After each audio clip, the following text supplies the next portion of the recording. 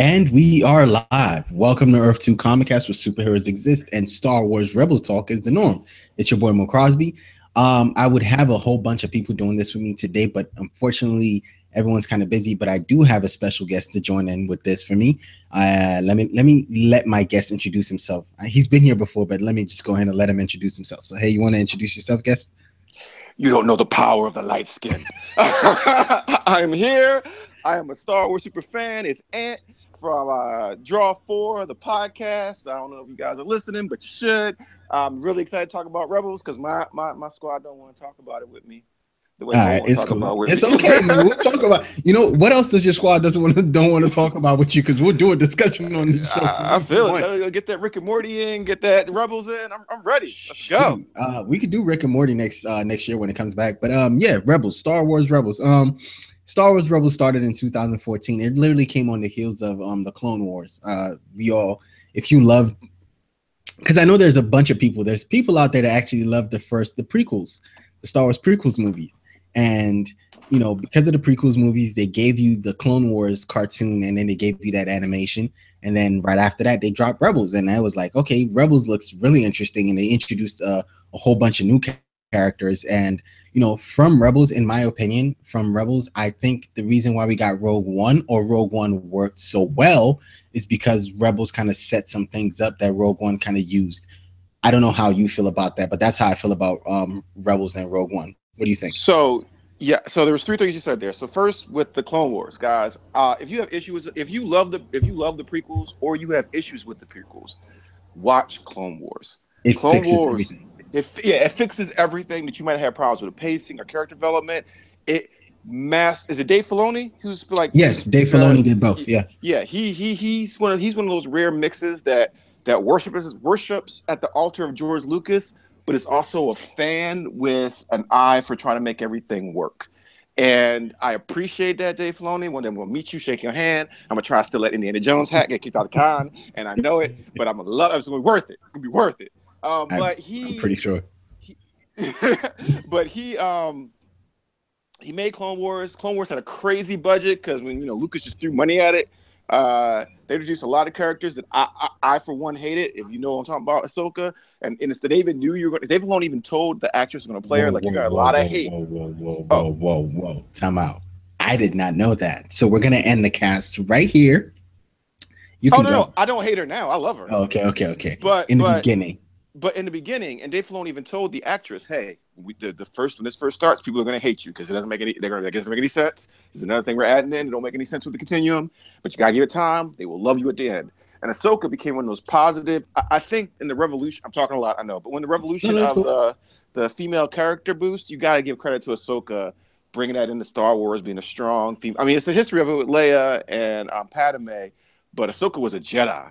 A female Jedi that got prominent roles, storylines, character development, and brought a whole new generation of female Star Wars fans, from little girls to grown women, another character they could embrace and say this is our own. So I think that you were so right when you talk about how we got Rey, we have girl from Rogue One, and leading into it, I'm messing it up. Jalen, no, Ursa, whatever her name is. Ursa. And then it was over. It got cut quick because they deal with Disney, and Disney wasn't going to throw all that money into it. Plus, there's some rights issue about. I think Cartoon Network was showing. Yes, Cartoon. It started. Yeah, Clone Wars started on Cartoon Network. And right. I think when it ended on Cartoon Network, and then when Disney had bought the rights to Star Wars, they cut it off early. Yeah, they cut it off early because Clone Wars, even that last season for Clone Wars was 13 episodes, and I'm like, a show you consistently gave us 20 or 22 episodes, and you cut it to 13, and you didn't finish. You didn't tie in. To me, that's my only disappointment with Clone Wars. They didn't have enough time. There's a thing where if you had them on if you had Netflix, they released the lost episodes, or some of the episodes they did get to finish for the next season. But even that was not what they all planned. They had another storyline showing Boba Fett take out Cad Bane. If you went to one of the conventions, you guys should see the voice acting over the story panels where Cad Bane is the one that gave Boba Fett that dent in his helmet. during their shootout. Yes. There was going to be another Mace Windu storyline, which I love because I love Mace Windu. He never gets enough love. No. There was a whole bunch planned for it, but they couldn't do it. But they said, hey, we're going to crank out these movies. We need another show around this timeline. And they brought us Rebels. Rebels. Oh, my God. Mm-hmm. And it is not as mature all the time as Clone Wars, which you can say Clone Wars has some slow episodes and some hype episodes, but it was on a different mature level. There was something for the kids, but there was also something for us. Because Clone Wars dealt with the war, actually. It dealt with the murkiness and the depth of war. Like, really, it was pretty much Clone Wars is the only Star Wars to me that actually has the war outlined. Like the war we wanted to see. We wanted to see the Clone Wars. Exactly. You want to see the Clone Wars, and you actually saw it in Clone Wars. It's like even in the movie, in the prequels, you never, it's, again, you get the beginning and you get the end. The only thing we had before that was Gerginski. I can't remember his name. The gentleman that animated and story wrote for Samurai Jack made a Clone Wars 2 that was like mini episodes, 2 seasons. Oh, yeah, great if cartoons. You love it. Yes. Yeah. If you ever get a chance, they're all on YouTube, or if you're on the DVDs like I do, you can find them. They won't sell them anytime soon. Check it out.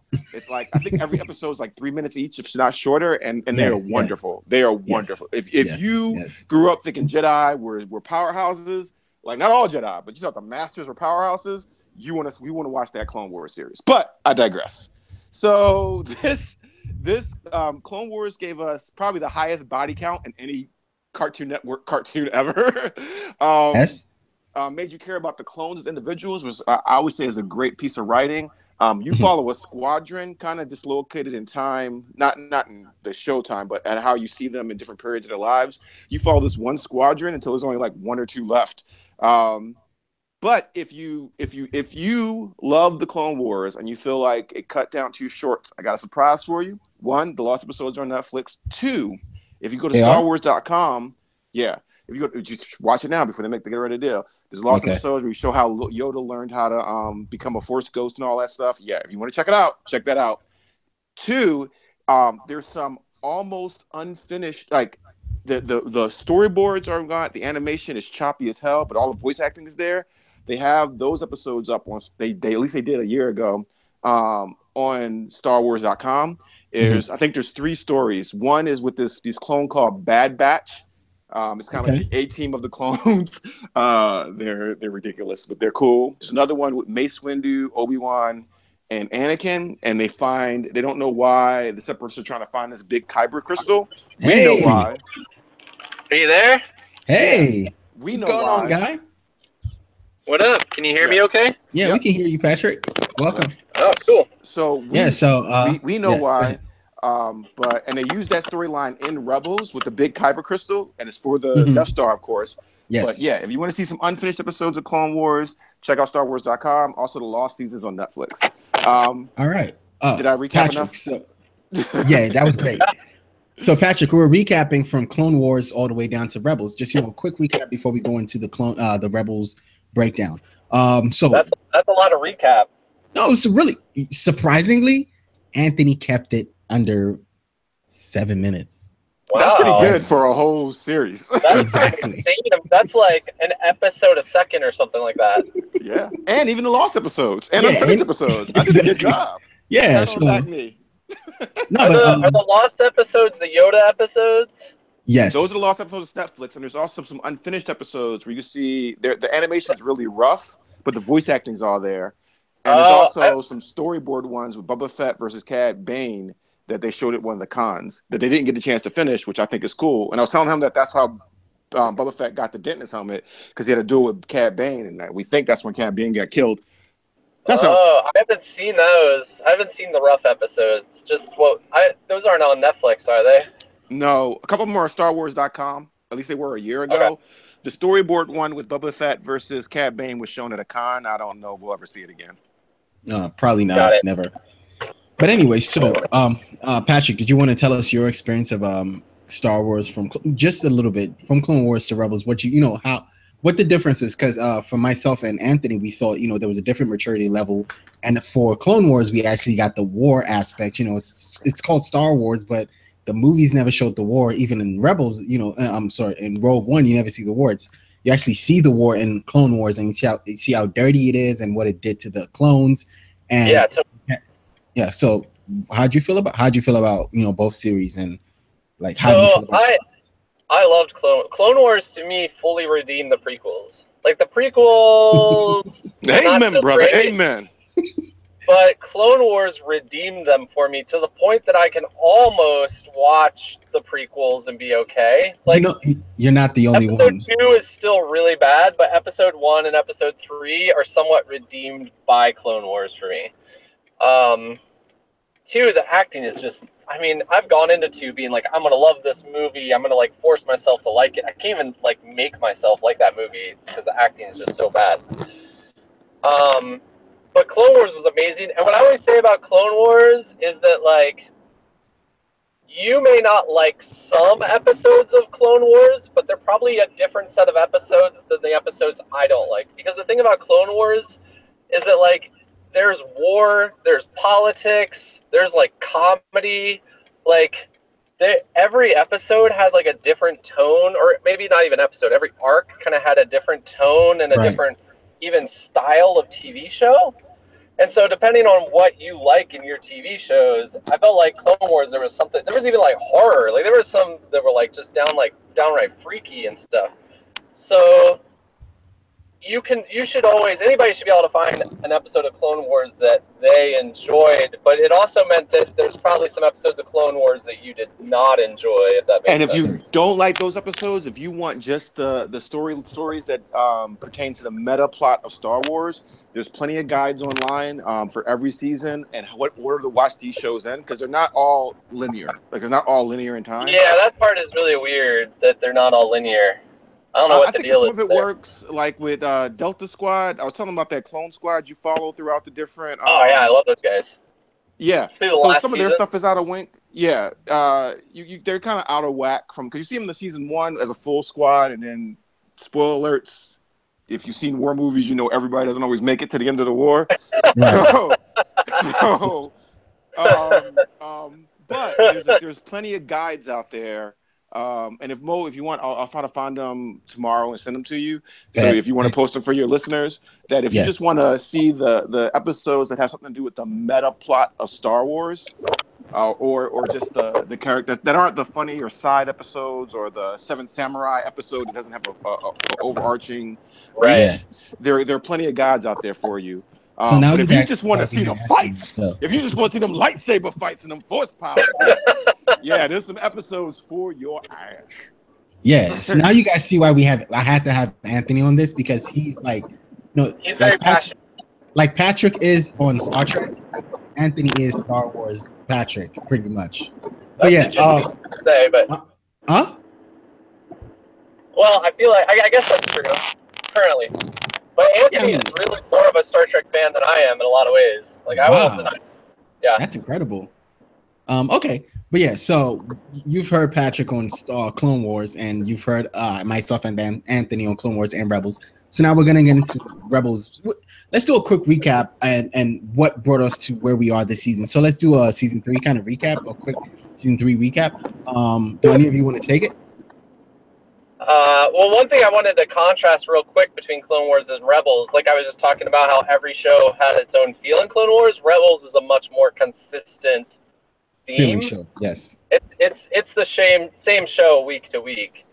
As far as a summary of last season, where do we start with last season? We start with the new Rebel base, right? Yes, this new planet they found. What's his name? Xandu? Is it Xandu?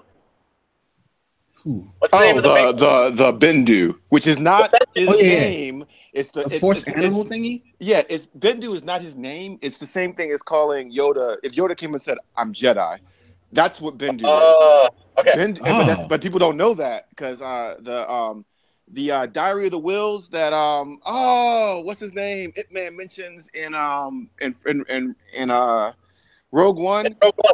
Yeah, so all this stuff is connected. All this stuff is connected. Like there are religions of Force users beyond the Jedi and the Sith. Just like you had the witches of Dathomir. Yes. I'm saying it wrong. There are other schools of thought. The Bendu, I don't know. should I be spoiling stuff for I mean, just in the case. movie?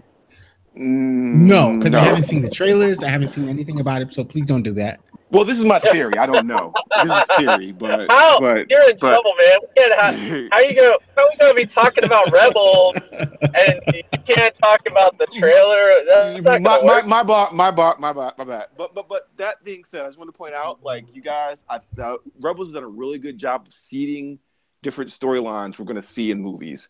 Bendu is not his name or his creature race or anything like that. It's like a religion, the same way if you said I'm a Sith or I'm a Jedi. So, quick question then. Let me shoot you this question. So if we go into whoa. If we go into sorry. No, I think that was Patrick. If we go into Rogue One, the blind dude, is he more of a Bendu worshiper type person? Is that kind of so what he they never to? really go into it, but the Jedi had acolytes, and they also had the Jedi had different casts. So even if you went to the temple and you were there are 3 books. One that guides the life of the Sith. There's another it came out like a couple years ago, and there's another one for the Way of the Jedi. So Way of the Jedi, Way of the Sith, and Way of the Bounty Hunter. If you're a Jedi, or let's say you're partly Force sensitive, but you're not that strong in the Force, and you don't pass the trials, you're in like what we would call like the Peace Corps kind of thing. A Jedi, you go around helping farms. You're not a Jedi Knight. That's a different designation, but you're Force sensitive. Mm-hmm. You could also be an acolyte that works in a Jedi. I think because they didn't actually make him a Jedi, which I kind of wish they did, but they didn't. I think he was just Force sensitive, but he wasn't a full-blown Jedi Knight. Who are we talking about? No, we're just jumping into Rogue One real quick, but I promise we're gonna go back and talk about the blind guy that was a Jedi acolyte. Yeah, he's not a Jedi at all. Right, but I think he's a Force acolyte. I think he worked for the Jedi, but there's different classes of. He's a defender of the wills, right? Right, which was a site in the Jedi Temple. So there's Jedi Knight, and then there's people who don't actually pass the trials. They don't get kicked out. They have a chance of, I can't remember the name of it, but they're like what we call the Peace Corps. So you don't become a Jedi Knight, but you become a Peace Corps person, and you don't really get a lightsaber, but you can go around doing other jobs in the practice of the Force and the practice of the Jedi. All right. So we're gonna go back to Rebels. We're gonna go back and talk the Rebels. So season 3 of Rebels, we find our heroes on a new planet, on a planet base, and you have the Bendu or whatever his name is, that Kanan, because Kanan is blind at this point. Kanan got blinded in season 2, right? By Darth Maul. Yeah, by Darth Maul, which was awesome fight. Like that whole fight was top tier. Rebels is so. That episode's amazing. Yes. That episode, everybody should at least watch that episode. Yes. So go back and watch that whole episode. Was it 2 episodes or just 1? Watch that episode. I think it was 2 because I think they got to the planet. Yes. And then you had the second episode where I think we actually got to the Sith Temple. Darth Vader shows up. You get the great Ahsoka. Oh my God, that was such an epic moment. That was such an epic moment. Like, dude, if you didn't like Ahsoka before that, like at that point, you should have seen how badass she was. Like, she almost beat Vader. Did she? Did she? Well, can I ask? Those 2 episodes make Rebels worth existing. Yes, and any episode where you see Vader actually get introduced into the series, and you see his power compared to Kanan's and Ezra's. I like that you actually see how powerful Sith and Jedi are, because these guys would not last a second amongst like the Mace Windu's and Obi-Wans and like that is truly the golden age of lightsaber and Force techniques where right now we got the remnants, and I love that. Right. Can I ask before we go any further? Oh, sorry. Okay, yeah, what's up? What did you think of Ahsoka when she got introduced into that quote unquote Clone Wars movie? Snips. You mean at the very beginning? Like when she first showed up? I was like, who's this? Right? That's the same thing I had. Kind of how we felt at first Star Trek. Like, we don't know it. We never heard about this person. How does this person exist when we've never even heard about them? All this kind of stuff. Like, I was just like, but you know what? I'll be honest. I know that she rubbed a lot of people wrong for a long time, but she grew on me really fast. I would say by the end of the first season, I already really liked her. The actress. They defend that, what is it, the hospital base or whatever, and they like go through that nebula with the Y-wings. Oh yeah. Like something about that little streak, I already liked her by then, so she grew on me real fast. I was telling them that Dave Filoni actually told the actress that played her, like, look, you're gonna get a lot of hate at first. You're gonna get a lot of hate at first, but trust me, they will love you. And I think that is genius that he could understand that we were not gonna like her. Like it didn't matter if she was the greatest character ever. We were not gonna like her. There is so much that we learned and got to understand about Anakin from him playing off of her, and that we and would the have Jedi. never understood about him if she hadn't been there. And the Jedi, how Padawan, seeing a Padawan grow, and even that, you got to think, Ahsoka, it wasn't even a full-fledged knight when she left, but she is still leagues above majority of the people that we see in Rebels. Oh yes. What do you mean majority? I mean, it's only like maybe 3 people we see on Rebels, so it's. I mean, before I go any further, before I forget, the Inquisitor on last season was played by Jason Isaacs, and Jason Isaacs plays Lorca on Star Trek, so. He's one of the many actors who's crossed Star Trek. Really? Yes. I did not know that piece of information. Yes. I just found that out. Too. Oh, the Inquisitor was awesome. And I like how they gave them that calculating. And they introduced. I love Rebels because they finally introduced lightsaber forms in the canon. I've been waiting for this for so freaking No, Mo, you don't understand. I've been reading Star Wars stuff forever, and you have these different lightsaber styles, but you never go into them. And everybody in the movies pretty much use the same thing. They might use a different stance first, but they use the same thing. And to actually see somebody say, "Hey, you're using this defensive style." That's not. I mean, that's great for close quarters, but not this. I creamed my pants. You know what's funny though? Ahsoka style. Let me get a picture of Seal. Let me get a picture. I feel like we're never gonna get into Rebels, but we probably are. Oh, I'm sorry. No. This is fun. This is the fun part of it. Ahsoka's style is. You can't bring up Ahsoka around me. I'll go for hours. Word. Ahsoka's style is more of a. It's. You know, I read that Anakin was the one who suggested their second blade for her. Because her defense was lacking, and so the shorter blade helps her with defense, and you know, like it was. Stop Nori Kenshin. I'm sorry. Have you ever seen like the anime Kenshin? Yes. Keeps her blades drawn back, and she it's almost like a boxer. She just avoids attacks, and then goes for one single kill. Yes. Well, that is because, Patrick, Ahsoka uses Form 5. Shin, Jim So Subdiscipline, double lightsaber form. You will also notice in those crappy Uncanon games, Force Unleashed, he also uses that in Force Unleashed. Oh my God. Anthony could not wait. Form 5. More adaptive blocking blaster bolts. So in season 3 of Star Trek Rebels, we finally meet the end or see the end of we finally see the end, you know, what's his name? Agent Kallus at this point. Can I say one more thing about the style? Sure. Go ahead. It's funny that you mentioned that Anakin told her to mention the style because most Jedi discourage younglings from using that style because it's aggressive form. Yes. Also, Ahsoka wanted to use Anakin, Mace Windu's style, and Mace Windu said no, precisely because of Anakin. Continue. Look, no, but it makes sense that Anakin would teach his Padawan an aggressive style, though. Yeah. Yes. But the funny thing is, Ahsoka, like you said, shows us growth in Anakin, but she also shows us, you know, the dark side of the Order, of the Jedi Order. Like, it's not all that we think it's cracked up to be. That there's bureaucracy. Yes. Well, that's the key. You know, the key to Clone Wars, and that's why Clone Wars is so good, is it shows that the Jedi Order long before Episode 3 happens. Yes. Anyway, so let's get back to season 3 of let me do this really quick recap. So the Rebels base has been overrun. You know, at some point, is Grand Admiral Thrawn, right? Yes. That's the blue. Yes. Blue gen. Okay, yeah. Patrick so he's like, I love him. And he's if so Patrick cool. and Lucas had a kid, that'd be Thrawn.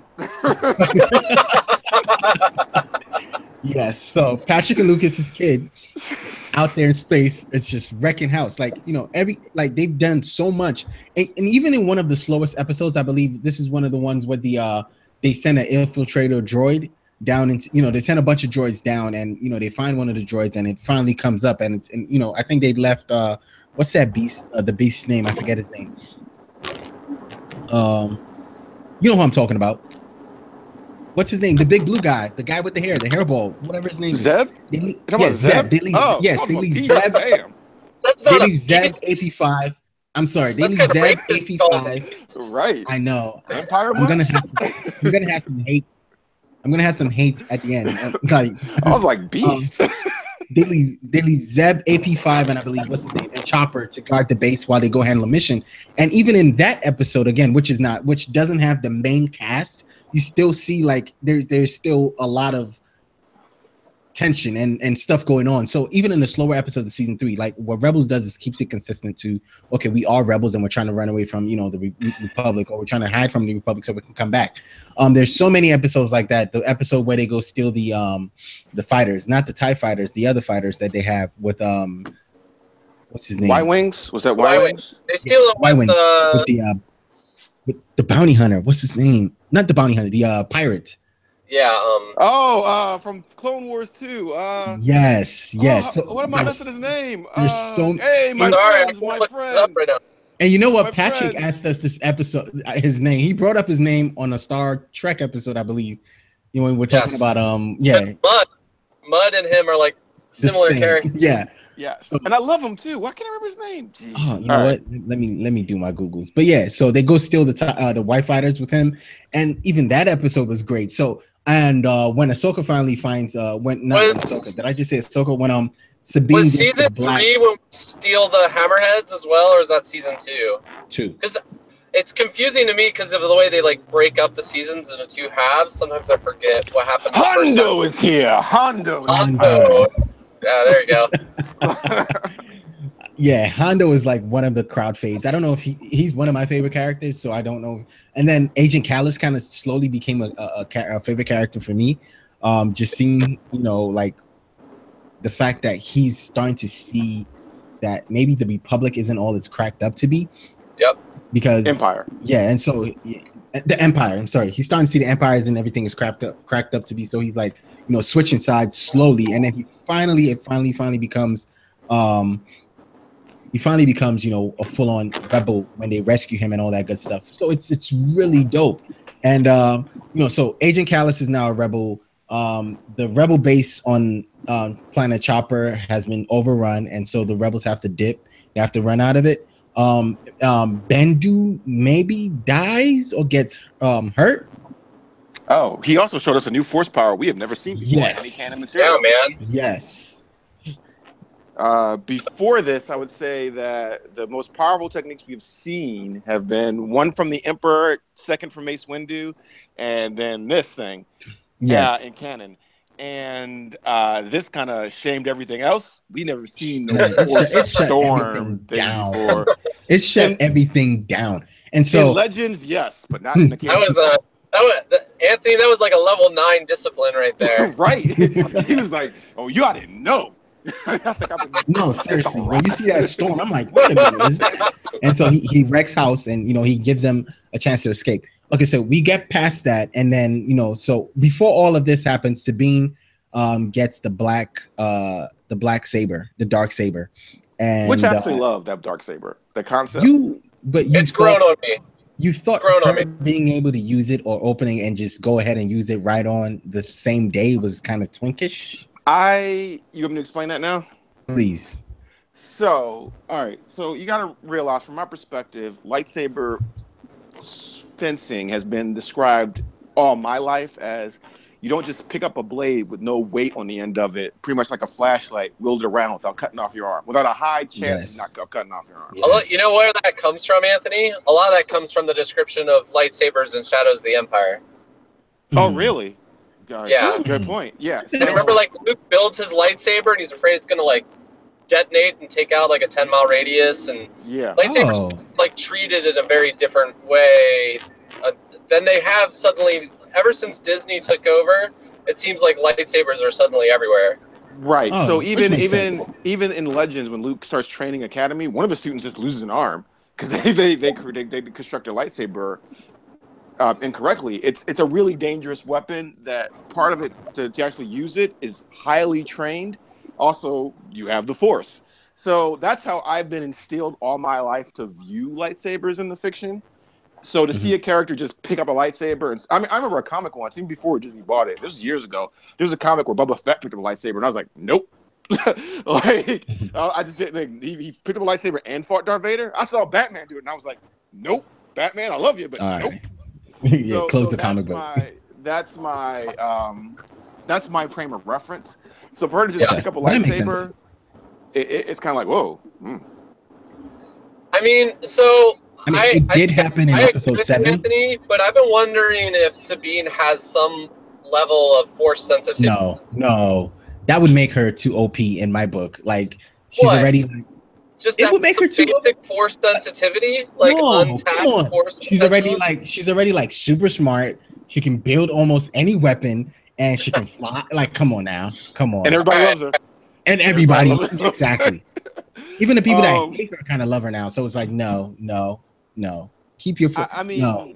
The fact that she's a technical genius now, that was almost kind of. I mean, not that they. It's not too far off. But when we first meet her, she's the girl that's artistic and blows up stuff. And which I like about her. Which I like, but now she's an engineer, but not even just an engineer. She's like a super level genius engineer. We've never really seen that. Yeah, the whole weapon design thing is a little weird. Yeah, so it's kind of like funny because that kind of brings us to. Sorry, go ahead. I'm sorry. No, so if you did that and you gave her, I wouldn't mind some force sensitivity, like the blind guy from Rogue One, maybe. But if she ever came to a full blown Jedi trainee or whatever, I'd be like, we didn't need that. She's cool enough as it is, and we need more non-force user characters. We need more of non-force user characters. Is my opinion. There's a lot of discrepancy right now in Star Wars about kind of the Force. I feel like I think that's one of the most confusing things in the world of Star Wars right now. Is like it felt like in the original trilogy, the Force was almost like something that everybody had some level of access to. If you like were in tune with it, but then like Jedi were like, specially attuned to it, right? Like they were kind of born like specially attuned to it. And then it's developed more into this like, I mean, with midi-chlorians and all that kind of stuff, like you have to have this kind of physical component and less kind of religion, I guess you could say. So I'm still not really clear if like anybody can, if they like, there could be an argument for Sabine just hanging out so much with Ezra and Kanan that like if everybody has this, I don't know, level 1, maybe what you would call force sensitivity, that she would be starting to attune to that a little bit. I don't know. I might be reaching there, but it's never been really clear to me. Like, no, I think you're right. Sorry, go ahead. No, it's just never been clear to me how exactly the Force works. If we all have midi-chlorians on some level, and some people just have, then we all should have some kind of weird basic level if we could attune ourselves to it. So go ahead. I'm sorry. No. In original movies, it was more of a spiritual thing, but it was more of a spiritual thing. Like, crap, Anthony has chakra, but Patrick, my God, how much chakra was he born with? Kind of thing, or whatever like that. So maybe, and even after that, in the Legends material, there were some Jedi that was like, oh, you barely have the Force. And I remember this one Jedi, she barely had the Force, but she would go rally people together with her music. But you weren't Luke Skywalker. Like, so you had Luke Skywalker that was a nuke in the Force, where you might be this in the Force, but you could all train. And also there was a big component of belief. So the Force was also fixated to the fact of, if you really wanted something bad enough, in that moment, you might be as powerful as Luke Skywalker is on a baseline basis. If that's what you really want, that's why size matters not. And compared to the Force, you can't do this, because if your belief is strong enough, you could do something. So it was never really clear. And Yoda says the Force is in everything. It binds us all. Midi-chlorian thing doesn't really work because you can lift rocks. If rocks don't have midi-chlorians in them, how are you affecting them? But so you have that basic concept. So in the new books, in one of the new books, they explain metachlorines a little more clearly. The metachlorines aren't what give you the power, but they're like this living organism that's attracted to things that have the power. I think that's a retcon fix. I read that before, and I like that fix. I like that you're testing this based on the biological reaction of these creatures. I like that. Right. I think that also where you lose it when you make it a science, and even with the hereditary thing, which kind of messes up the whole chosen one thing, is there should be a spiritual component of it where I like that one belief. Oh, something's happening. Can y'all hear me? Yeah, hello? I had to mute him. Go ahead. Oh, I like that it was a spiritual concept, and now they've kind of redefined it so to make it more concrete. I think that's what I was saying. I got interrupted, but yeah, that's fine. Sorry, going too long about that. No, it's cool. But to ask a question then, because the Darksaber again wasn't just Sabine didn't just pick it up from day one. It's a Mandalorian thing. It got passed down. Darth Maul won it at a duel, which is awesome. Yes, that duel was awesome, and that was in Clone Wars, right? Yeah, that was in Clone Wars, and so he won it, and it got passed down. And then what's his name found it. Ezra found it in the cave of the witches of. Damn he found it in the cave. Yeah, witches of. Oh, I'm missing it. Starts with a D. Oh my gosh. Yes. He found it in the cave, and then he gave it to Sabine after he asked what it was. And it's Mandalorian. He had this Mandalorian heritage, and he gave it to Sabine. So now the reason I brought that Sabine part up is because season 4 literally starts off with Sabine, and her family heritage and her family line starts off season 4, and so that is a thing that I feel like we need to talk about. Sabine's season 4 starts off on Mandalore, and it's literally us saying, like, when they start off season 4, we're looking at it starts off on Mandalore where the Empire has a stronger hold over Mandalore than they did, because I believe in season 3 or season 2 or season 3, one of the other seasons, the Empire was taking over Mandalore, but somehow the rebels had kind of freed them, and now the Empire's come back, and with the other clan, they've officially taken over Mandalore. And so the Mandalorians are under the rule of the Empire, and Sabine's dad has been taken hostage to help build a weapon, or something of the sorts. And so they have to go rescue.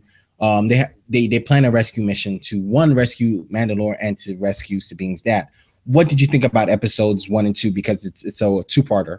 I love that we're seeing more Mandalorians be Mandalorians. I was kind of hoping for a Boba Fett drop in here somewhere. But didn't we get Mandalorians be Mandalorians in Clone Wars? I feel like the only reason Sabine. Oh, sorry. Go ahead. I feel like the only reason Sabine has been on this show as long as she's been on it is so we can just have that Mandalorian tie into the show. What do you? I mean, that's just, yeah. So I think in Clone Wars we saw Mandalorians be peaceful, and then they were all blonde-haired, blue-eyed. It was really weird to me because of what we know about Mandalorian culture before this, and we kind of saw the shift. So I like that we see the shift of when they went back to their warrior roots to kind of take back their planet. I love that you get Obi-Wan's love interest, the Duchess. I can't remember her name now.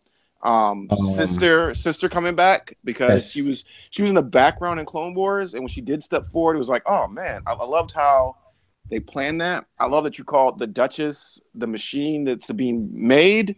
I thought that was a cool callback, and I can't get enough Clone Wars callbacks, especially since the way because of Clone Wars, because of Rebels, because of the movies, the final fight between Obi-Wan and Darth Maul had so much more weight to it. Yes. So anything that reverberates off of these characters because now we finally have a mythos we know. You know what I mean? There was mythos before, but we know this is concrete mythos. When you see the Duchess's sister and all she's lost, and all aside she was on the wrong and mistakes, because we've seen her mistakes. So now seeing her 20 years later and her being like, no, I can't rule. I tried to be my sister. I failed. Then give it back to her, and her looking at Sabine as maybe the next generation. Yes, I loved all that. To see Sabine's father, how they prize his artwork as being a fighter in a different way, and his I'm sure he can fight compared to us, but I guess he's not like a hardcore warrior fighter. He's more of a scientist. is more scientist and artist, Yes, he's a and peaceful fighter. and how quick he was with his words, and how calm he was in the face of death. I was like, you have finally given, because the Mandalorians to me have always been kind of like, I mean, you would say the Wookiees, but I think Mandalorians have always been like the Klingon culture of Star Wars, right? Yes, the warriors we have to fight, or the aggressors, pretty much, if that's a better word. Right. So to see them flourish and maybe see why they got back to their warrior roots, like we know they were really warriors in the past, given that little history of the dark saber and such. I don't know. I loved it. I love seeing Mandalorian armors. I love saying, "Hey, Ezra, no, we can't just take off this armor. My armor is 500 years old." Exactly, because Ezra, that whole, and seeing that their armor is like the toughest armor in all of Star Wars lore, because again, you have the clone armor, you have Jango Fett, and you have all these armors, but then you have the Mandalorians, and it's like, oh well, our armor is tough, but what makes it tough is what's going to make it kill us, and with the weapon. But then it also is like it has history, so they're so proud that it's a simple fix, really. Because Ezra gave them a simple fix. Hey, little girl. Oh, sorry. Hold on. Yeah, great. It's a really simple fix. Ezra gave them a simple fix, and it's like, hey, like, take it off, and they're like, nah, we can't take it off because if we do take it off, it's not gonna work. It's not gonna work right. It's our heritage. It's our heritage. It'd be like if you're Rasta and you say, hey, you got to cut your hair. Exactly. No. Like right. So it's not gonna work. This is my father's legacy. This is my legacy. This is my grandfather's legacy. Right. This is my people. And a big thing, and I don't know if they're actually doing this in the show in canon, because it seems like Mandalorians are just a people now, because they said something like Jango Fett wasn't really a Mandalorian. Right. In the lore before this, like Knights of the Republic and stuff like that, Mandalorian was a culture. So you could be from any place or be from any species. Mandalorian was a way of life, and like kind of like Rasta, it was a way of life. You know what I mean? So to see that heritage still maintained and see the significance of the armor, I love it. I love it. I can't. And the only reason I want to see Boba Fett is because for a long time, Boba Fett was what we knew of Mandalorians, right? Yes. And then when you added the Clone Wars, it kind of seemed like you made them unspecial. And then you kind of added the other Mandalorians. It's like, and then all the games, every bounty hunter has a jetpack, and every bounty hunter has at least secret weapons and all this other stuff. So it'd be really interesting for me to see how Boba Fett interacts with other Mandalorians. Okay. Just like when we saw him interact with other clones, like when you saw the difference when he interacted with other clones. Right. So I also know this is the period where he's most active, I would say. So in his prime, because this is the original trilogy time period, pretty much. Yes. I just like to see him before this series ends. That could be my own personal selfish wish as a fanboy, I guess, but no, I think you're not the only one. I think it's the thing everyone kind of like wants to see, because he is huge. Yeah. So yeah, we're talking episodes 1 and 2 of Patrick says he's back if you want to unmute him. Oh, go ahead. So my only thing with that, so first, all right. So one of my real struggles with Rebels, though, is like Rebels is clearly less important than the movies, right? Right now, I think it may even be now. Yeah, I think right now. Well, let him do his point. Yeah, it's definitely treated. Come on, obviously, it's treated as a lesser piece than the movies. Do you mean like an IP property, or do you mean as an IP property? It's an IP property. I would say it's even treated below the comic books, honestly, because the comic books get some pretty deep, important story arc stuff that I feel like even Rebels isn't able to touch. Yeah, there was a scene in the comics that I wish wasn't in it, because I wanted to see it in Rogue One, where they had Darth Vader surrounded, and it's like, you can see you're surrounded, and he was like, all I see is fear and dead men. And I was like, oh my gosh, they wasted this cool line and this cool image on a comic, and I love comics. So, anyways, because Rebels is less important, I feel like Filoni, I feel like they're like kind of caged into what they can deal with, and so like Boba Fett is getting his own movie, and like also he could even have a pretty important role possibly in the Han Solo movie. And so I don't know that we're going to get a lot of Boba Fett in Rebels, right? Because of that. And I feel like in a similar way, Rogue One, we've talked about this before, steals a little bit of Rebels' thunder. And I think that's why we're focusing so much on Mandalorians. I think we're focusing so much on Mandalorians because Mandalorians are off in another part of space that isn't part of kind of the main conflict, and that Rebels can safely tell the story of without stepping on everybody else's toes. I agree with that, but in the context of the story, from what we know of canon, if you don't count this last year of comics, probably, even if you do count it, this Rebels crew is more important than, from visual media, has been more important than the original trilogy Rebels group we meet. Like, if you compare their feats, not counting Luke's thing with Vader and Palpatine, they're responsible for the Y-Wings, they're responsible for the B-Wings, they're responsible for the Coalition, they're responsible for technology, secrets, what's the guy that died in Rebels, the militant that was on their last episode, Saw Gerrera, like him getting lung infection, like they helped realize who Vader was. They dealt with Darth Maul. Like, they've done a lot of stuff. And I agree with you, Anthony, but I also agree with Patrick, because what Patrick is trying to say is, in the grand scheme of things, the Rebels show as a whole, as a unit, not necessarily what they've done. Yes, as an IP, it's just okay. It's just the reason, you can talk so much about Mandalore as opposed to going into, say, like a Vader story, or dealing more with, say, Star Trek lore. It's because it's not that big of it. It's almost in my mind kind of like what Rogue One is. In a way, it's like, but Rogue One is so important because of the end. You mean we're not going to get a lot of meta? Like, we're not going to get a meta of like how did Vader learn to be a Force ghost? Yes. Which I guess is what I really loved about Clone Wars, is it like was knee deep. Like, it was more the meta than the movies were. You know what I mean? Yeah. They explained to us how the Clone Wars, who Cypher Dyas was, where the clones came from. Always the whole era is basically the Clone Wars era, and the movies skip it. So, but yeah, totally. But I just feel like if I was Filoni, I just feel like he wants to go. Like, I get a sense like there are stories he wants to tell that he is unable to tell because he's stepping on toes of these more important things.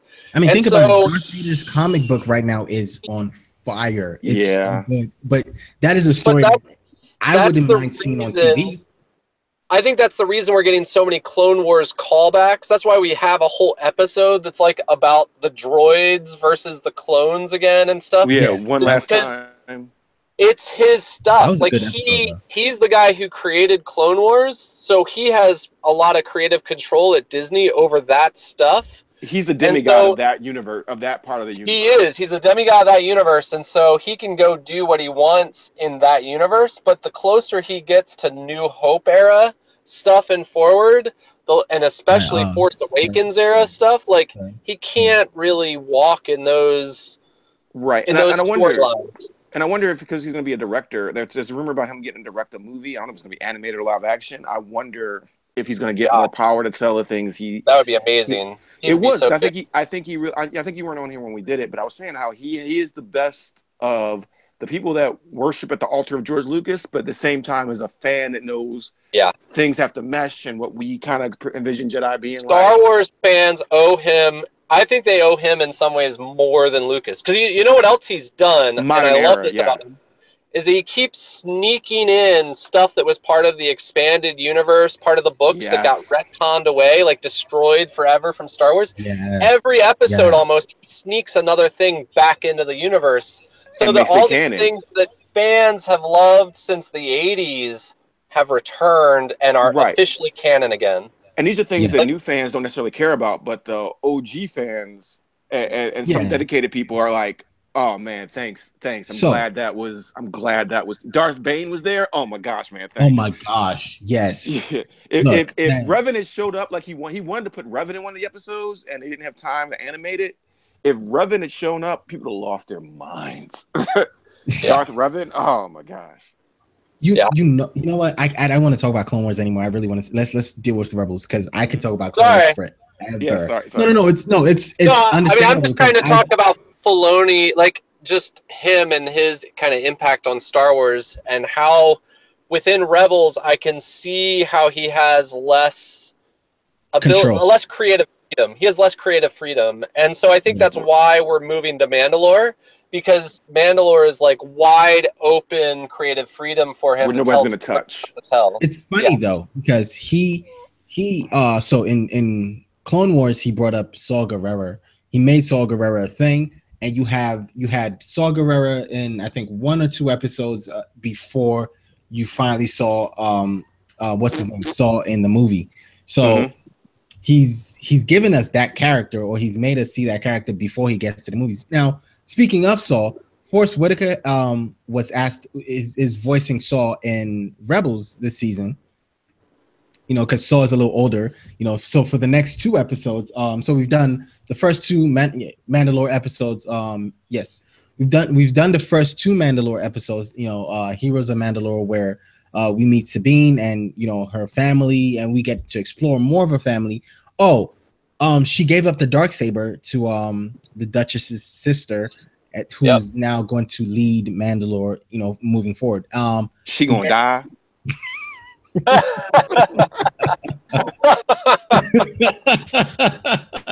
Which is true, I think, because the Mandalorians are proud. I mean, let's be honest. Ezra gave them a quick fix. He said, "Hey, look, just take your armor off and keep it moving." They're like, "No.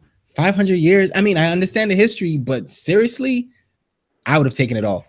Me being me, I would take it off because I'm not going to die because of the 500 years of history." That's one thing. That would look real nice on my mantle. Grandpop, you'd be so proud of me. I killed them butt naked. Look all these trophies I took in my underwear. Okay, so we get Saw in the next 2 episodes. He comes in, doing the Saw thing, and the first episode, or the 3rd episode, I believe it's the last 2 episodes were called what were they titled again? They were titled what were they? Hold on. It's probably Heroes of something. They like to use that. No, Heroes of Mandalore were the first 2. And then the last 2 were titled In the Name of the Rebellion. So in the first part, which is this 3rd episode, we get to meet. They plan to go rescue a. They get a distress call, and they plan to go, find out what that's about. And then they find out, and guess what? Saw's there. I mean, we get to see that the rebellion and Saw are seeing things differently. They're not. He gave that bomb ass speech. Yes, that speech was kind of dope. And so we get that, and then we get the next episode following that, and then we get the big Kyber crystal, and Saw says, "Look, I don't care." The rebellion says, "Okay, they're prisoners. We have to rescue the prisoners and then get on with the mission." Saw says, "I don't give a shit about prisoners. They're prisoners every day. This is war. Forget the POWs. Let's destroy the ship, and keep it moving." One thing I appreciate about that is that, again, Dave Filoni has filled in blanks that we thought we were going to get in Rogue One that we did not get.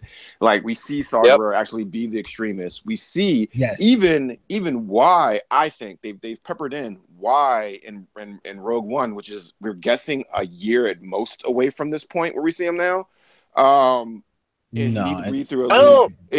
probably less. It's probably less. I'm saying I don't really like the way that we've gone with Saw. I mean, I understand it, but I don't know. I really liked Saw Gerrera, so it's a little disappointing for me.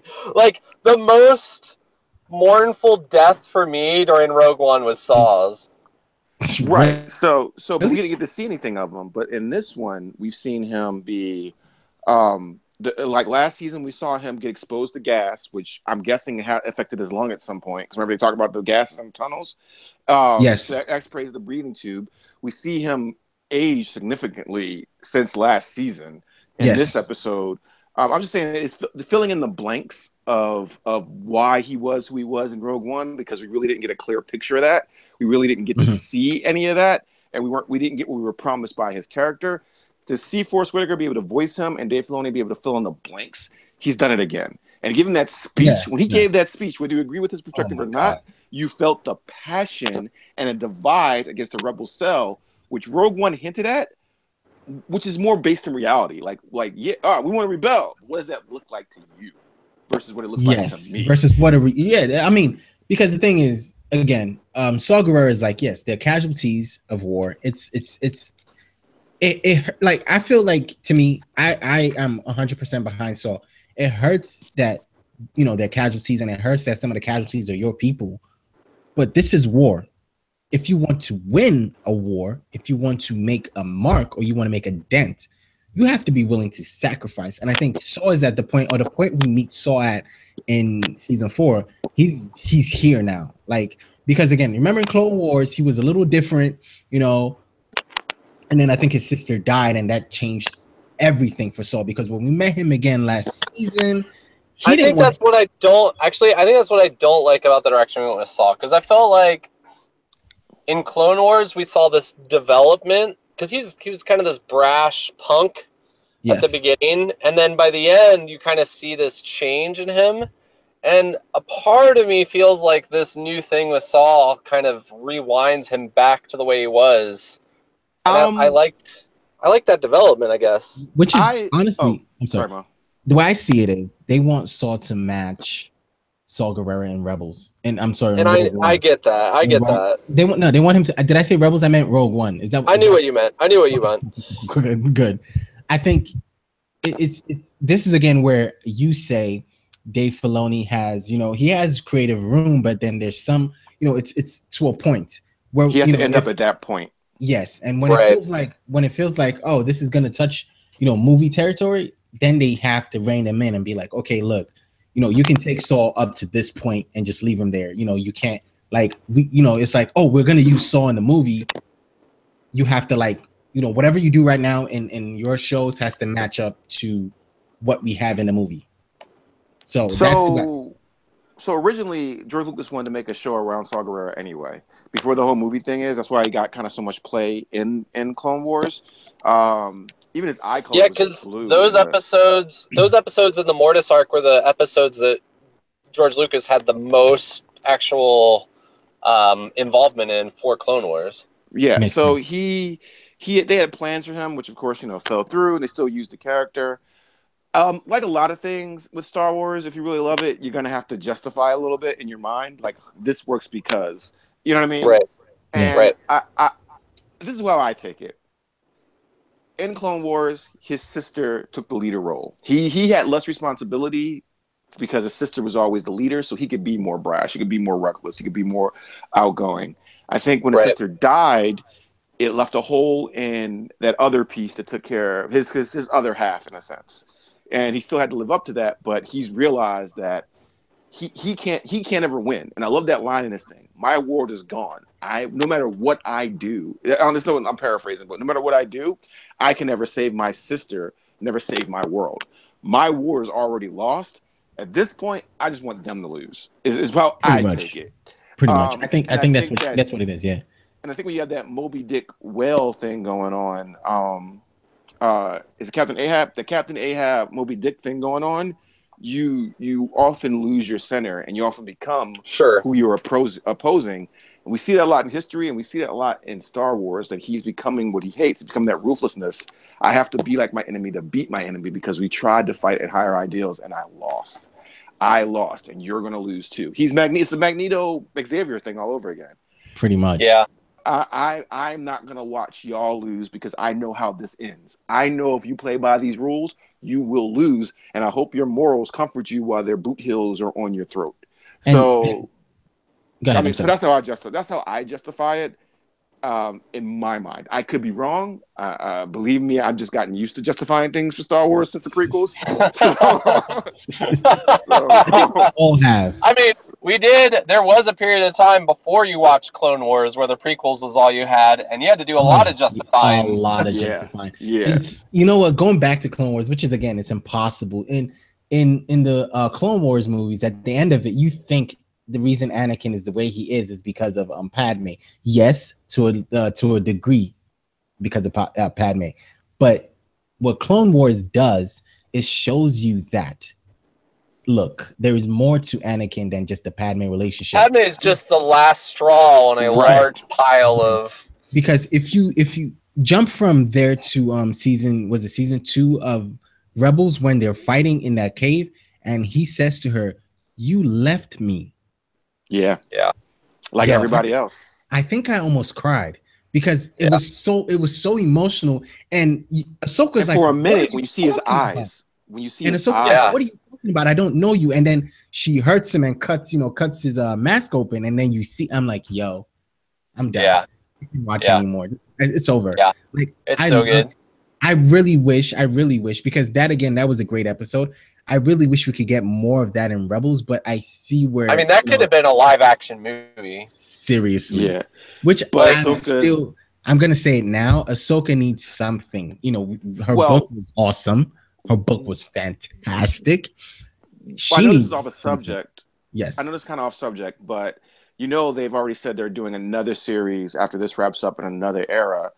Yes. To me, I'm kind of curious what you guys want. To me, I want to see the adventures of Luke, Han, Leia, and Chewbacca. I don't know whether I want them in the actual original trilogy in between those or after. I know. It's definitely going to take. I think it's going to be. I'm very certain it's going to bridge the episode. Episode 6 and 7. Right. Yeah, I think that's what we're going to get. I hope so, because I feel like there's so much stuff we don't know about it, and I feel like Luke is treated as such a reverence character that people, even in Rebels, when you see him as a little kid, you're like, oh my gosh, it's Luke, and I feel like they're so afraid to touch him because he is the chosen golden boy. That he's getting left behind, because now we have all of Anakin. But I feel like you could treat. I think you could treat Luke in the next show the same way Vader was treated in this show, where he shows up for a few episodes as a major thing, but he's not the center of the game of the show. You definitely could, because look at Ahsoka's growth. Ahsoka, we've only gotten her a handful of times in Rebels, but you can see that character arc. The Duchess's sister that's taking control of Mandalore, you see her character arc. Saw Gerrera, you see his character arc. Obi-Wan, Darth Maul, like we've only gotten these huge. I don't want to call them A-list. These huge characters. You've only gotten them in sparing bits, but you can call them A-list. I was gonna say, did I say it out loud? Sorry. Yeah, you can call it A-list. The A-list characters, and you get these huge sweeping story arcs, but you only get them a handful of times. Boba Fett in Clone Wars, you got. I appreciate that, and you're right, Patrick. They could do that with Luke. You know what's going to be great about that, where Clone Wars was a series about Anakin and his growth into becoming Vader. I really feel like, I mean, it's kind of going to be really, really touchy to do it with Luke, and I feel like you can't do a whole series like that. But I agree with that. No way. Let's just do something where he comes in. He's like a cameo. Like, oh my God, it'd be big. Because at this point, I would block off time just to watch that episode. To be honest. Some of that already exists for Leia with her book. So we have one of the characters' stories that bridges the two periods of time laid out already. Mm-hmm. And she's even peppered through Rebels now. So she's been introduced in Rebels. I feel like I don't really need Han Solo before the rebellion. I don't think that's. I'm not even a fan of the movie. I mean, that's what the movie's going to be about. I don't know. I don't know, man. I mean, I didn't want a Han Solo movie. I don't think anyone wanted a Han Solo movie. It's just like, but it's I think it was one thing people think or thought they wanted a Han Solo movie. Yes. But yes, I don't need to know where he gets his blood stripe from, or his blaster, or his jacket. It's going to be impossible to do right, because the problem with Han is, like, is he a scoundrel or is he a teddy bear? Right. And he really kind of needs to be a scoundrel for the most part, but then, like, I don't know if it's going to work as a hero. Like, I don't know. Like, you're you're kind of meeting a bad guy. That's why it matters that Han shot first, and Han shot first. Yes, yes. It matters from a character development standpoint. That's why that's so important, because you meet this rough scoundrel dude at the opening of A New Hope, and then you see him grow, and you know what I mean? It's like he progresses into a good guy. This isn't Young Indiana Jones. This isn't Young Indiana Jones where we see Indy go around and learn languages and cultures and stuff. I don't care about that. I don't care about that. You know what? All of Han Solo's. Yeah. I have a friend that will fight you because he swears. I don't know how. He swears Han didn't shoot first. He will fight. That's BS. That's bullshit. He will fight you. That's bullshit. And I hope he's not. Han always shoots first. Bare hands, weapons, and guns. What you want to do? What you want to do? That's what we call the teddy bear. It's a bunch of teddy bear loving versions of Han Solo on the back of your cereal box. Yeah. And I really think he's one of the people that have your friend and sit outside for the Han Solo movie. Have your friend meet us in a bar. Let's talk about the rules of the fight. Let's talk about the rules of the fight. Bar fight? No, let's talk about the rules of the fight. Let's him sit down and talk about how he's gonna kill us, and we'll see how that conversation goes. That should be funny, but I'm not even gonna bring him on this. I thought about putting him on this, but I just thought, no, it's not gonna end well. But yeah, but I don't care about Han Solo. Look, the only scene I want to see is where he meets Chewbacca, and I barely want to see that. You could tell me that in a flashback. I could have Han. I could say Leia in the next movie talk about that, or Chewbacca, since they ignore him in every film. A Chewbacca flashback. That's adorable. just them sitting there one day because Leia doesn't hug him when his best friend forever gets killed. He don't get no medal at the end. Leia, now to think about it, Leia's kind of a dick to Chewbacca. She don't give him no medal in the hope. He has been. Maybe she was jealous. I think she was. I think she was a little jealous of their relationship. I think that's what it was. I think you're right. Because he's like his best friend for the last 60 years gets killed, and she's like, oh Ray, it's gonna be okay. You met him like 2 days ago, right? Yeah, it's gonna be okay, baby. It's gonna be okay. Chewie, go get her some tissues. It's okay. Leia throws a lot of shade that way. All right, sorry. Go ahead. The next series, hopefully the next series does come, and it comes in it. I wouldn't mind being, bridging between 6 and 7, because what Clone Wars did was bridge episodes 1, 2, and 3, was kind of connect. I feel like it jumped into the Star Wars lore at episode 2 and closed episode 2 and 3 out, because it made a lot of sense for that. It also doesn't help that Fallen Empire is like the worst book of all of the Star Wars books. So we need a better telling of that history. Have you guys read There's a new one. Sorry. There's a new book. You go. If you're talking about general Star Wars, I just was gonna ask if you guys have read Phasma's book. I haven't. I haven't. Somebody told me it was good, but they like all the. If you're gonna read books, you got to read Lost Stars. That's the only new Star Wars book that matters. Everybody has to read Lost Stars. Wow, it's the best. It's not just the best Star Wars book. It's like, to me, top 100 books of all time. Okay. There's a Star Wars book coming out next week, I think, that is canon, that talks about how other people view Luke. And so it's like the legends of Luke Skywalker based on other people's perspectives. So I feel like like Marvels. Yeah, so there's going to be a bunch of stories, which I guess they have a lot of room to play around with, because these are rumors and legends of Luke. So you don't have to be solidified, but we still get that Luke taste. And again, the reason why I want Luke is because we've gotten Anakin's story. We've gotten Ezra's story now. And right now, if you only look at what's canon now, Luke hasn't gotten a lot of exposure. Yes, I think they're afraid, though, Anthony. Like, wouldn't you be afraid if I was like, hey, Anthony, now you have to write scripts for Luke Skywalker? It is. I would be, because one, we don't know what the directors are going to do with Luke Skywalker. We don't know if Luke Skywalker is going to be weak in a new movie coming up. We don't know if he's not as powerful as us people growing up in the 80s think he should be. We don't know. That's my fear.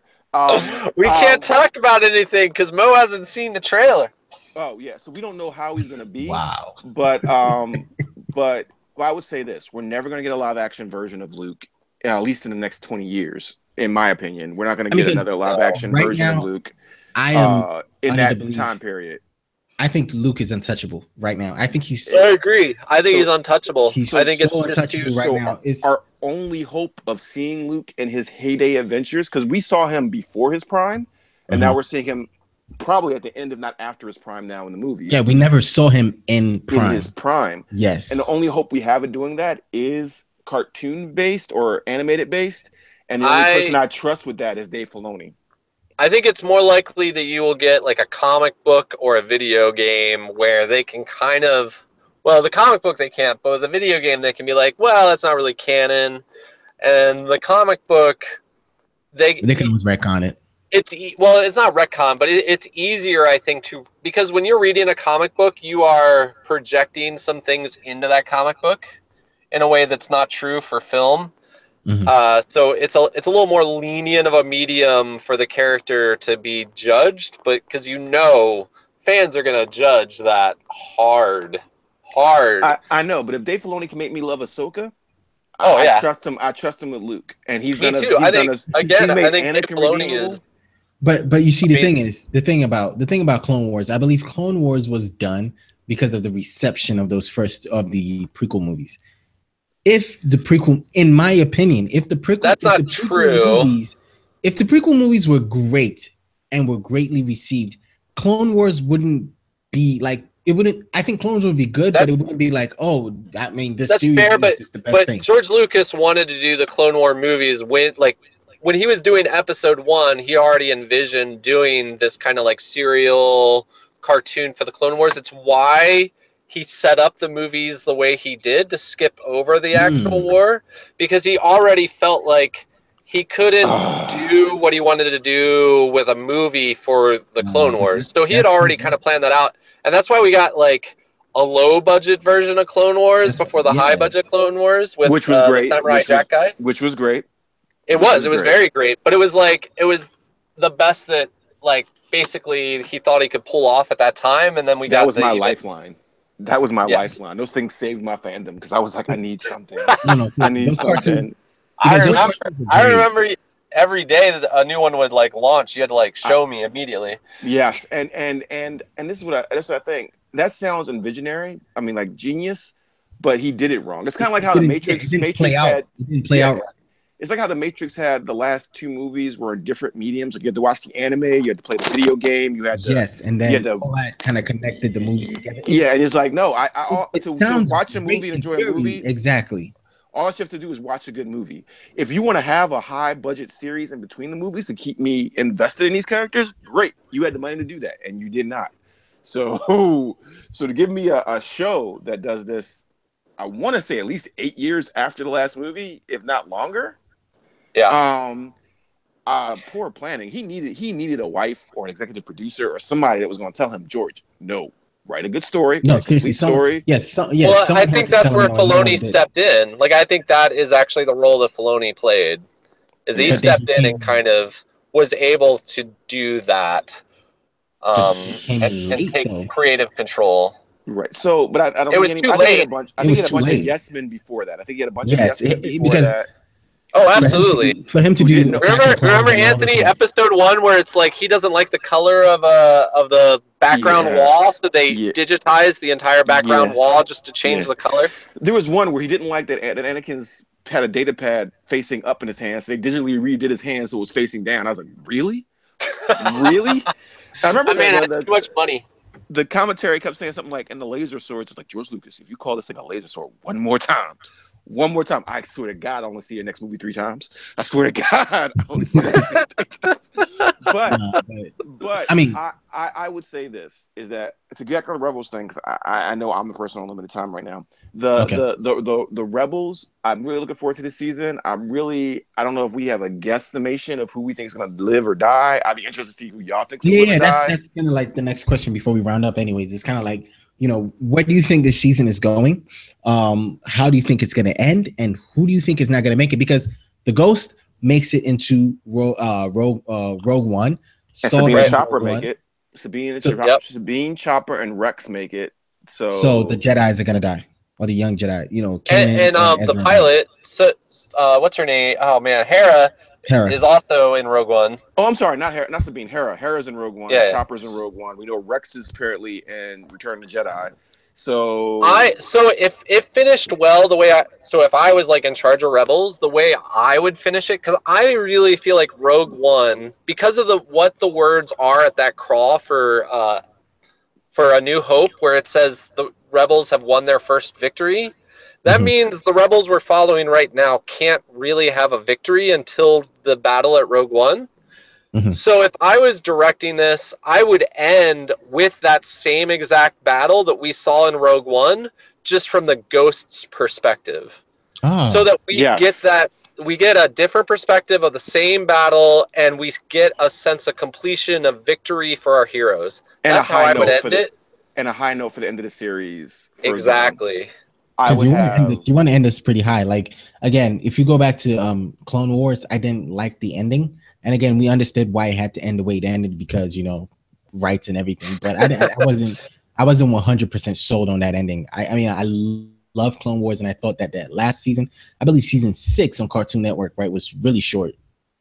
And you look at the last episodes, they tried to give it a happy ending of Yoda seeing the future and he kind of defeated the Emperor, and the Emperor tried to. Hold on. Let me because did it end on Cartoon Network in season 5 or season 6? Season 6 is the lost episodes on Netflix. Yeah, that's Netflix. Netflix paid for those. I've seen season 6. I've seen that. So I have seen the lost episodes. Are the unfinished episodes that are on the website? That's all I'm missing. The ones so they tried to end it. They tried to end it on a high note with Yoda defeating the Emperor in that mental battle, and Yoda and Emperor even admitting like he's too strong for us. Yoda being at peace with the future, kind of getting ready for the future. Yes. And that's what they tried to. That's why they tried to end it on a high note, because everybody here dies pretty much. Pretty much, yeah. Rebels, there's going to be tragedy. I think Zeb goes back to, if he's lucky, he gets back to his people that are hidden in that Nebula thing. Chopper's a vet that's just going to see more war. I don't know how great or not. Like, we know Chopper. Well, Chopper can show up in the next series. He could be the bridge, just like the other droids are for the movies. He could be the bridge for the next series. And as they in the promos for this season, they talked about how, and they've already kept this up, that Chopper's the war vet. Like, out of all these people, Chopper's the war vet, and he sees the survivor. He sees wars. That's why he's so jaded. We know Hera survives. I'm surprised they haven't played up the love thing with her and Kanan anymore for the tragedy payoff. Kanan can't make it because we know that Yoda, the minute Kanan got knighted as a Jedi Knight, his fate was kind of sealed. His wiggle room was gone. Unless he joins the Bendu at some point, that's the only thing I can see. But Yoda says, and we know Yoda can see all the other Jedi. We know that now. We used to be a theory that he could. But based on Rebels now, we know he knows who's out there. He says, Luke, you're the last Jedi. So any survivors that have made it at this point that call themselves Jedi are done. Ahsoka is Dave Filoni's baby girl, so she might have lived, but she also doesn't call herself a Jedi, and she's never been knighted. What if she comes back baby girl? Oh, Dave Filoni loves her. Like, people get on him a lot on the message boards and stuff because they think he should. What if she comes back evil? Ahsoka? No, get out of here. No. Get out of here. That's BS. Get out of here. I've seen that around people. I've seen that around a lot of places. That doesn't really Hey guys, I got a jet actually. All right, Pat. Talk to you soon, man. All right, Patrick. Talk to you soon. Thank you very much for coming anyways. No problem. I know there's a lot of I'll keep you on, but I think my data will disconnect here as I go. Okay. I know there's a lot of talk about Ezra going evil, and they think they foreshadowed that. I don't want to see Ezra die, but he can't become a Jedi. Not, at least not before Luke now. So, I mean, the Jedi die. I mean, that's the high stakes. The only way they have wiggle room out of it is Ezra never gets knighted, turns evil, or becomes one of the Bendu. Kanan dies or becomes one of the Bendu. Sabine, they're gonna give her a pass. She's the new Ahsoka. I assume she's gonna go to Matador and become a leader. Hera is gonna have a tragic love story because Kanan's gone in some fashion. Ahsoka. Yeah, she is. I mean, I ain't nothing wrong with it. I don't think Ahsoka's a twink. Ahsoka, if they bring her back, I think she should have died with Vader back then. But if they bring her back, she's still not a Jedi. Even and Yoda knows she's not a Jedi.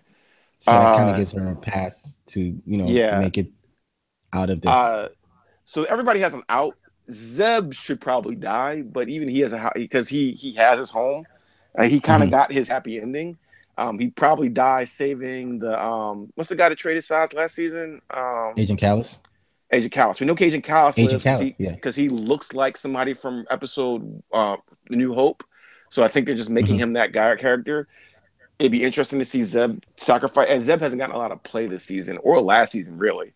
Yeah, Zeb had the one episode of Agent Kallus, and after that, he had the one episode where they left him in charge, and that's pretty much his storyline's done. He knows his people's alive. He helped them find their new home. If Zeb doesn't make it back, he's dead. He doesn't have a storyline after this.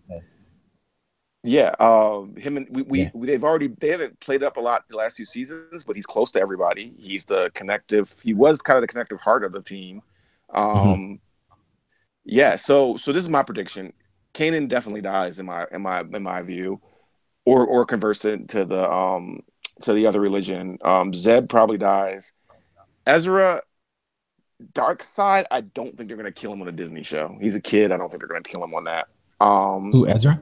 Yeah, Ezra, or he's just never a Jedi. Sabine lives, Hera lives, Chopper lives. Okay, so you say Kanan definitely dies. Zeb probably dies. Sabine, Ezra, he has an out, but Sabine, Chopper, and Hera live. Yeah, that's my point. The only way I see Kanan living is becomes the I'm saying the name all day, but the new Bendu. religion, the Bendu. If he becomes a Bendu disciple, that might save him, but I kind of feel like that's a cop out. He survived the Clone Wars. He's the love story tragedy, and then Hera moves. Yeah, wasn't he a Padawan to survive the Clone Wars? Yeah, he was a Padawan. He has a really cool comic. He fulfilled his purpose. He became a knight. He trained the next generation the best he could. Yeah, I hope he doesn't become a failure. I hope that he can be like Ezra, keep learning, and Ezra's just not a Jedi by the time Luke's a Jedi in Return of the Jedi. But I feel like Ezra's gotten a lot of Luke's storyline already.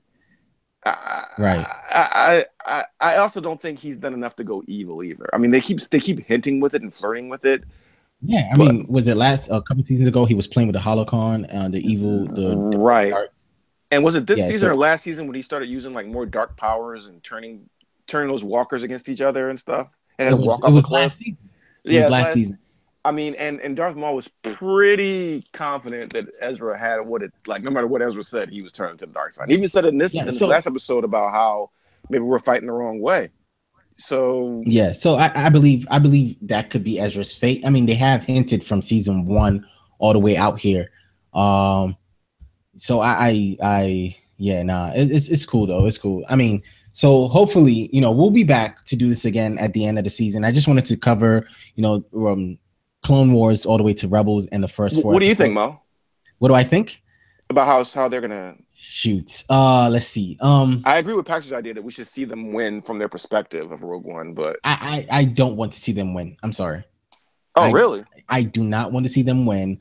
I want them to go out in a blaze of glory. But we all know from Rogue One that Hera survived. So everyone else should go out in a... Wait, was Hera flying the ghost or was the ghost in... We don't know. All we know is that it said General Zandula or whatever on the speaker. So Chopper was there. The ghost is there. We assume it's Hera, but remember, Hera's father is also general, and he fought with Mace Windu. He's still alive.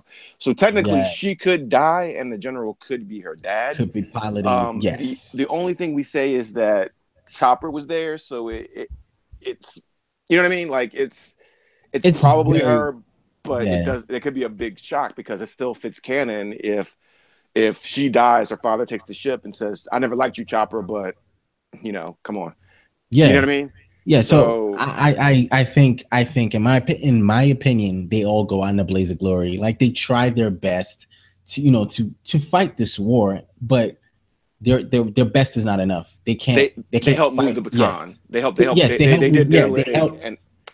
Yes. So whoever comes next is gonna have to to introduce, be like when they introduce the next series or the next people, they're gonna be like, yo, we're taking our cues from the rebels, and they were like, you have to mention them. You have really, to Han Solo, Leia, and Luke are the next people on the next leg. So they pretty much laid the foundation for everything. Pretty much the hero trio do in the original series. I mean, original trilogy. They pretty much laid the groundwork for everything they do. Yeah. So I don't know. I don't want. Because I've come to, I mean, again, this is a cartoon, they probably won't show that, it's animation, it's for kids, and especially the fact that it's on Disney, they probably won't show them die, but it's probably going to be something where, it's going to scroll, at the end of it. Because again, at the end, like you said, Netflix had to pay to make the season 6 and kind of give us kind of like a happy ending, even though we knew how it was going to end. Right? Right, Netflix gave. I mean, the Lost episodes gave us the best happy ending they could give. It was a happy ending ish again, because they're making this for kids. But as an adult, the best way is the way. Think about the way Rogue One ended. Can you imagine if Rogue One ended with the rebels on Rogue One's kind of surviving? It'd have killed it for me. But with them dying, but being able to, accomplish what they accomplished, I agree with that. Yes, I didn't think all of them should have died. I thought most of them should have died. No, let me finish. I think most of them should have died. But remember, another team steals the plans in episode in Return of the Jedi, right? Yes, and they talk about how a lot of people die there. I thought it'd have been cool if a lot of them died, they get off. But this is their covert team, and maybe the rest of them get killed off, because you could have did Rogue One and Rogue Two. And you could have had the team die as they get the second plan. It's like, yep, back at it again or whatever. I don't know. That might have been too much, but no. But it's again, it depends on what they wanted Rogue One to be. If they wanted Rogue One to be 2 movies, I think they would have been able to like write it so that they to her credit, apparently Kathleen Kennedy was like, when they gave her the script, everybody didn't die or whatever, and then she was like, "Whoa, they all die, right?" And they were like, "What?" It's like they have to die because we don't see them again. So to her credit, she made a Dirty Dozen movie, and we got this one. It worked. It worked. So I think I want, again, maybe it's because I've been spoiled by Rogue One, but I kind of want this ending to be the same. Bittersweet kind of thing. Yes, I love these characters. Don't get me wrong. I love watching Ezra grow from season 1 all the way. I mean, if anyone does survive, it has to be Ezra. But then Ezra will be tainted. He can't be. He's not a Jedi Knight at the end. He can't hold a green or even a blue saber.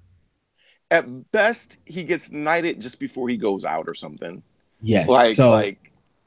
Yeah, I get what you're saying. Like, it would be dope if they bring back Vader just for this last season to take him out. Mm-hmm. But in your opinion, Kanan's definitely gone though, right? Huh?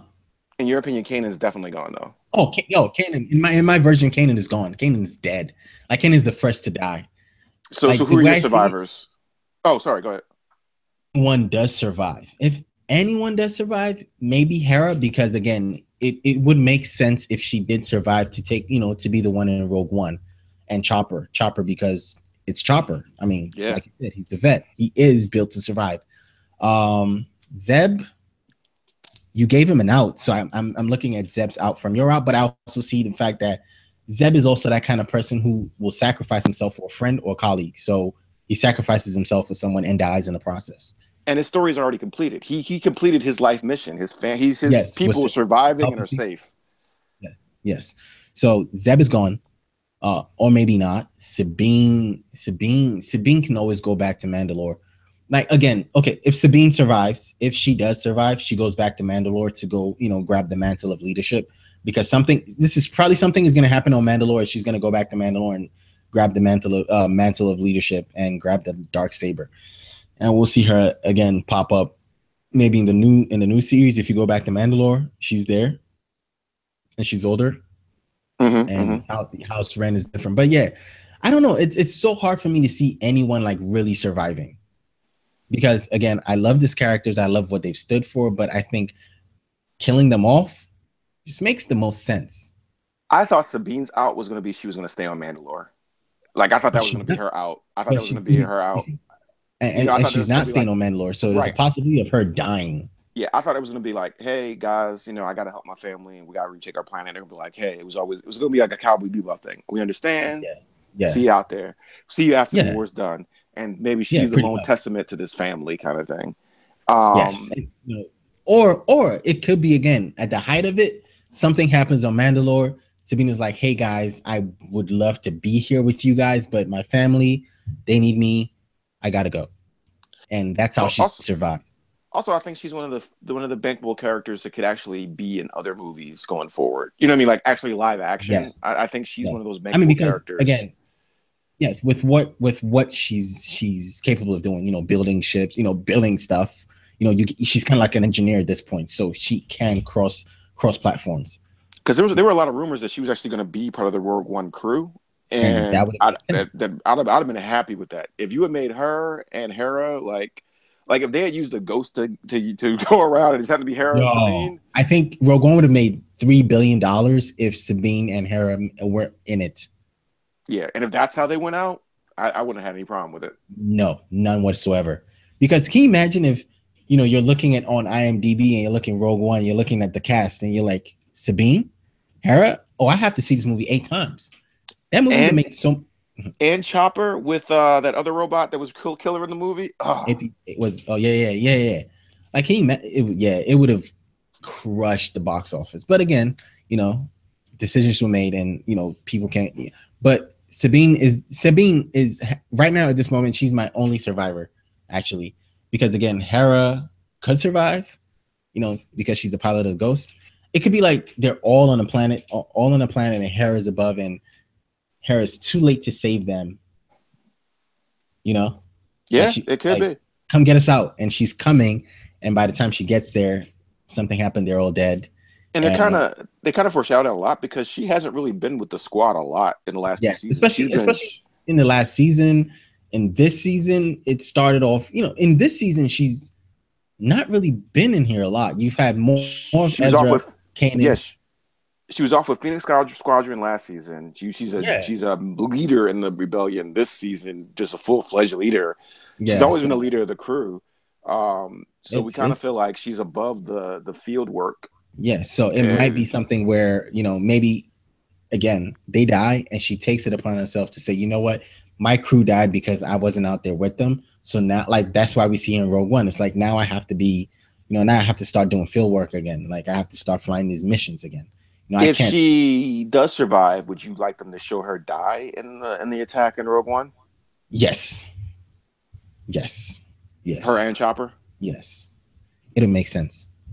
Yeah, I can see that. It'll make sense because again, like I said, it'll be something where she, they die and she takes it upon herself and is like, it's my fault because I wasn't there with them. I wasn't fast enough to save them. So now she's going to start flying. No, I don't mean flying reckless, but she's going to start doing a lot more missions. She's going to start flying a lot more missions. And it's going to be something where it's like, pushing herself. Yeah, she's going to push herself and it's going to be like, I have to save everyone. And then boom, Rogue One happens and she's out. Cool. So, well, I can't wait to talk about the next episode with you. Are you doing 2 next week or just 1? Or this week or just 1? I think it's just 1. We either gonna. So, do you want to come back to talk? So we're gonna do this weekly now, right? Yeah. Okay, cool. So we'll do it weekly, and I can't wait to do it weekly. So it's a Thursday thing that we do now because the episodes come on Monday. We do our Star Trek on Monday, and this comes out on. We're gonna start doing these on Thursday. So thank you very much because this is long overdue. Like we've sat through 4 episods now. This has been long overdue. Yeah, vacation, true. so I was like, we're gonna work around everybody. But thanks again for coming. We just heard Patrick from Earth 2. Again, Anthony's from Draw for the Squadcast. Earth 2 followers. Listen, my subscribers, I love you guys. Show Draw for some love. Patrick is always here. Lou has been here, so show them some love. We had Keen a couple weeks ago. We're missing the 4th member, but we've had them on this. The elusive T. He's like that shiny legendary Pokemon. You gotta find him and catch him. It's good. You gotta look in the tall grass. It's draw for the podcast. Just I say Squadcast all the time. It's really the podcast. Check it out. Draw for the podcast. You see some stick figures. He has his personal channel. You want to go ahead and tell him? Yeah, Drunk Geek. It's usually me driving to or from work. We're talking about what the latest geek stuff is. whatever shows are coming out. When I see a premiere, like when we see that Thor movie next week, me and I Mo, can't wait. we're Oh gonna my go talk god. about that. Oh yeah. It's usually just me. I haven't posted last couple weeks. I've been on vacation, but Right. it's gonna be good. It's up and running. It's like 20 videos on there already, and we'll keep going. But definitely check out the Draw 4. Yeah, guys definitely like check it. the Draw 4. I mean, if We you don't like drink, it, we I laugh. understand. Yeah, We love. It's fun. long. We get on each other. Take an hour, listen to us. I think you'll enjoy it. Yeah, you will enjoy it. I mean, and you can check Earth 2 out on earth2cc.com. The website is up and running. I'm going to have this episode on the website. The podcast comes back next week. We're going to be dropping all our New York Comic-Con footage, pictures, videos, audio from Comic-Con interviews, and everything. Everything is going on the website. It's going on our other medium too. The videos are going to be on YouTube. The audio is going to be on Audio Mac. Check them out, or just check earth2cc.com out. Check the Instagram, Facebook, and Twitter. You know where we are. It's your boy Mo Crosby, and I've had the pleasure of talking Star Wars Rebels with Anthony from Draw for the Squad, the podcast. And Mo, come over sometime. Come over to our place sometime. Joke with us, laugh up. Yeah, invite me. I mean, this is what I was thinking. Like, when everyone is on vacation and you guys have to record, instead of having a Draw 3, slash that 3, or Draw 4 slash 3, you can have a sub. So sub me in, coach. Okay, got you. Man, anytime. I'll pirate you in. They'll be like, who's that? That's T. Why T sounds so different? Just call him Mo. Just call him Mo now. That'd be awesome. Yeah. So thank you again for coming through. I really appreciate it. I would love to feature on your podcast anytime. But yeah, thank you guys for listening. Again, it's been your boy Mo Crosby from Earth 2 Comic-Cast. This has been our Star Wars Rebels Clone Wars movie book. We've talked about everything. So I promise you, the next time we come and do this, we're going to be talking about that episode and that episode alone. But thank you very much again for watching. Thank you for listening. This has been your boy Mo Crosby signing out. Peace.